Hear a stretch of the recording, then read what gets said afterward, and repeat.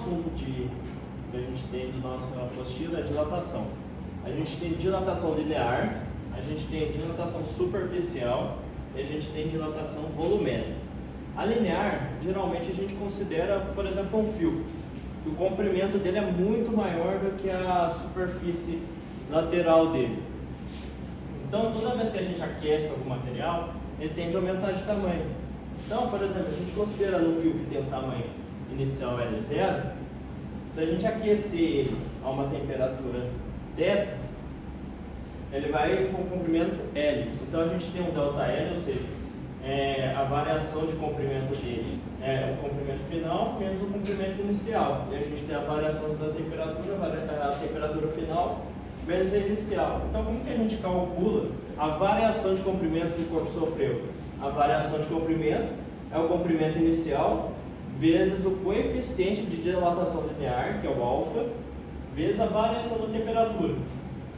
Então, ó, dilatação linear. A variação do comprimento é o comprimento inicial vezes o coeficiente de dilatação linear vezes a variação da temperatura. Isso daqui, ó, o coeficiente de dilatação linear, ele depende exclusivamente da temperatura. Então, independente das unidades que a gente usa, tanto na variação quanto no comprimento inicial, o alfa ele vai independer disso. Só que a gente tem que sempre lembrar que os dois têm que ter a mesma unidade. A gente não pode ter uma variação em metros e um comprimento inicial em milímetros. Isso daqui a gente tem que deixar igual.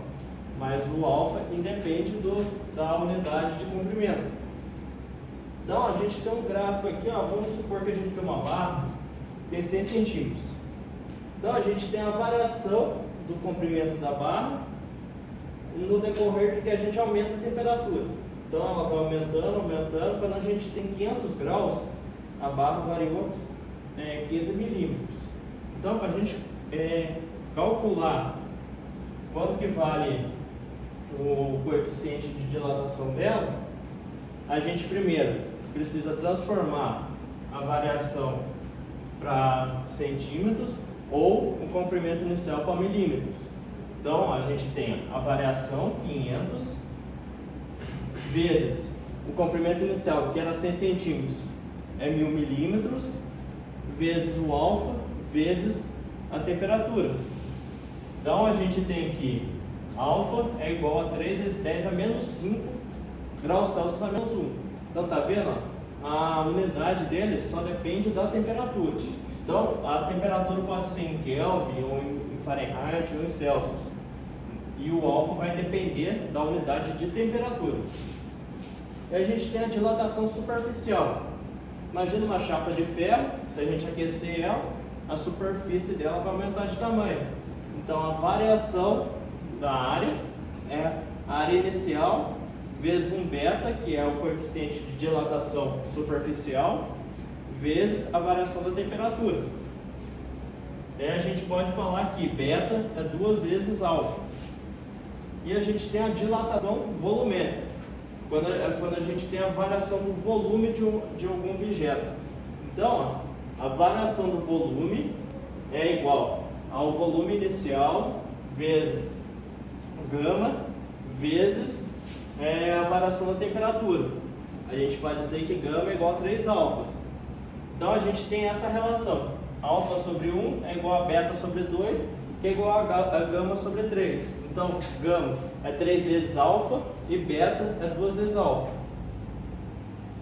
Então, também a gente tem objetos que têm espaços vazios ou formatos diferentes.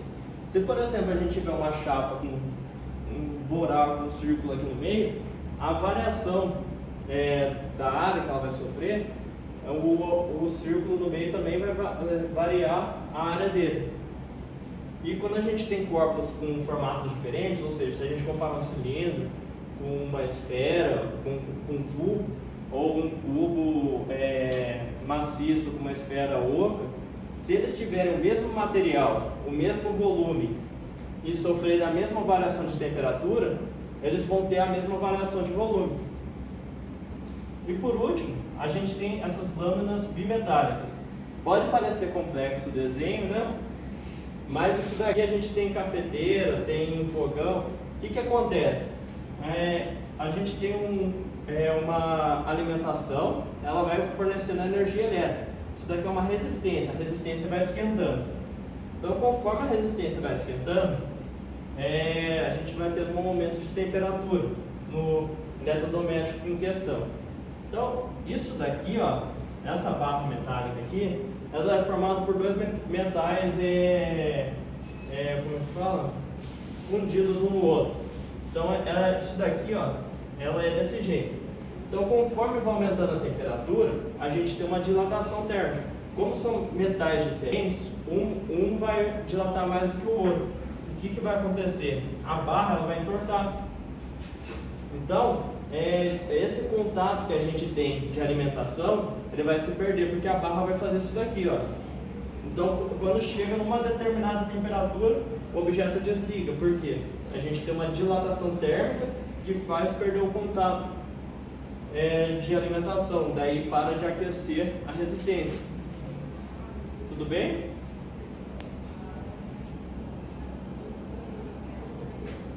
É tipo se estiver aquecendo demais para não queimar o negócio.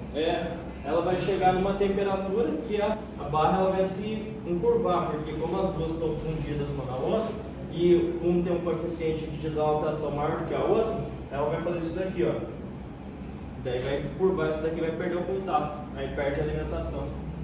O professor, gama é equivalente à dilatação, né? Igual? Dilatação volumétrica. É gama. Sim.